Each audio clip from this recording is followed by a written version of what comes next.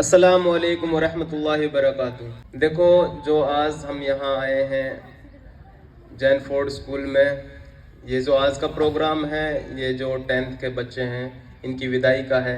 और ये प्रोग्राम लगभग हर स्कूल में ही होता है, चाहे वो सरकारी हो चाहे प्राइवेट हो। ये प्रोग्राम इसलिए कराते हैं कि जो बच्चों की जो 10th के जो बच्चे हैं उनकी पढ़ाई मुकम्मल हो जाती है और वो परीक्षा देने के लिए आगे जाते हैं। तो ये बच्चों के लिए इसलिए ज़रूरी होता है, एक तो उनका थोड़ा मान सम्मान हो जाता है, और बच्चों को ये कहा जाता है कि भाई आप यहाँ से तो फारिग हो गए हैं, लेकिन आगे अपनी पढ़ाई है जो वो कंटिन्यू रखना है। और यहाँ से जो आपने इल्म हासिल किया है, जो पढ़ाई की है, इसका आगे फ़ायदा लोगों को भी देना है और ख़ुद भी उठाना है। ऐसा नहीं है कि आप यहाँ पढ़ गए फिर बाद में इसका कोई फ़ायदा ना मिले, न तो लोगों को मिले न खुद के लिए मिले। तो ये बहुत ज़रूरी होता है बच्चों को ये सीख लेके जाना यहाँ से, ताकि सबका जो पढ़ाई का जो अर्ज होता है ना वो मिल सके। और बच्चों को ये भी सीख लेनी चाहिए कि जो हमारे उस्ताद होते हैं जिन्होंने हमें पढ़ाया है, उनका अदब एहतराम करना। कई बार देखा है सरकारी स्कूल में अक्सर देखते हैं बच्चे पढ़ के तो आगे चले जाते हैं, फिर वो अपने टीचरों को बाद में ऐसे बदतमीजी से बिहेव करते हैं।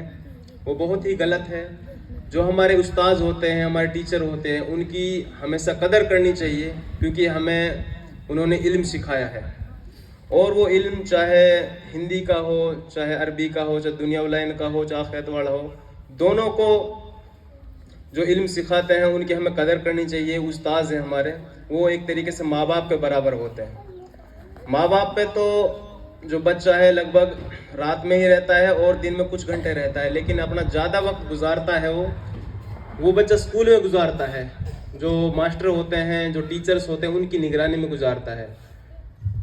तो वो ही इल्म सिखाते हैं, वो ही दुनिया में जो हुनर है, दुनिया में जो जीने का हुनर है वो सिखाते हैं। तो अपने जो उस्ताद हैं उनकी कदर करनी चाहिए, उनकी इज्जत करनी चाहिए, क्योंकि उन्होंने ही हमें एक अच्छा आदमी बनाया है। सही बात तो यह है, सबसे जो पहला टीचर होता है वो माँ होती है। तो अपने जैसे अपने माँ बापों की इज्जत करते हैं, ऐसे ही हमें उस्तादों की इज्जत करनी चाहिए। और हमें यहाँ स्कूल में आते हैं तो बच्चों को ये चीज़ ध्यान देनी चाहिए कि हम यहाँ टाइम पास करने के लिए नहीं आते। हमारे माँ बाप जो फीस पे करते हैं, चाहे वो थोड़ी हो चाहे ज़्यादा है, ऐसे ही सरकारी स्कूल में जाते हैं, वहाँ पे फ्री है, लेकिन उस चीज़ का भी बच्चे फ़ायदे कई बार नहीं उठा पाते। जाते हैं बस ओनली टाइम पास करके वापस आ जाते हैं। ये गलत है, ये आपके भविष्य के लिए है। तो मैं सभी जैसे यहाँ पर लड़कियाँ हैं, लड़के हैं, सभी से गुजारिश करता हूँ कि आप अच्छे मन लगा कर पढ़ो, ताकि आपका स्कूल का नाम भी हो सके और आपके जो माँ बाप हैं वो भी खुश हो सके। आपको यहाँ टाइम पास करने के लिए नहीं भेजा, आपको पढ़ने के लिए भेजा, और आपको अच्छे से दिल से मन लगा के पढ़ना है, ताकि आपके माँ बाप भी खुश हो सके और आप अच्छी तालीम हासिल कर सके, आप आगे जाके कुछ बन सके। जरूरी नहीं है कि हर बच्चे को नौकरी मिले। बच्चे को जो यहाँ इल्म होता है ना, ये जिंदगी गुजारने के लिए होता है। अब आदमी आगे जाके बिजनेस कर सकता है, आगे जाकर कुछ और व्यवसाय कर सकता है, और जो बच्चे अच्छे मेहनत करते हैं, जिनकी किस्मत अच्छी होती है, वो आगे जाकर नौकरी भी लग जाते हैं। तो नौकरी के लिए नहीं पढ़ना, हमें इल्म हासिल करने के लिए, एक अच्छा आदमी बनने के लिए पढ़ना है। और जो खासकर लड़कियां हैं उनके लिए मैं कहना चाहता हूं कि आप जब तक अपनी पढ़ाई कर रहे हो अच्छे से करो, और फिर जाके आपको दो घर सुधारने को मिलते हैं। एक तो आप यहाँ पे अपने छोटे बहन भाई हैं जो, तो इनको सुधारना है। एक फिर जब आप की औलादें हो जाती हैं, फिर उनके लिए भी आप अच्छी परवरिश करनी है।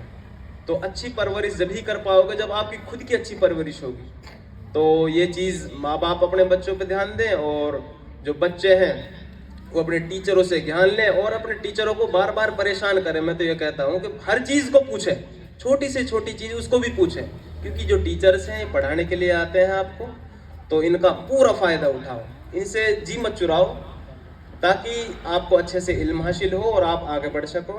और जो यहाँ पर आज सभी आए हैं, हमारे हफ्स साहब हैं, मौलवी सलमान साहब हैं और सरपंच साहब हैं, ये आप बच्चों को जो विदाई का जो मान सम्मान है वो देने के लिए आए हैं। आप बच्चों के प्रेम की वजह से आए हैं और मास्टर जी शहजाद का बहुत बहुत शुक्रिया जो आपने हमें यहाँ पर बुलाया।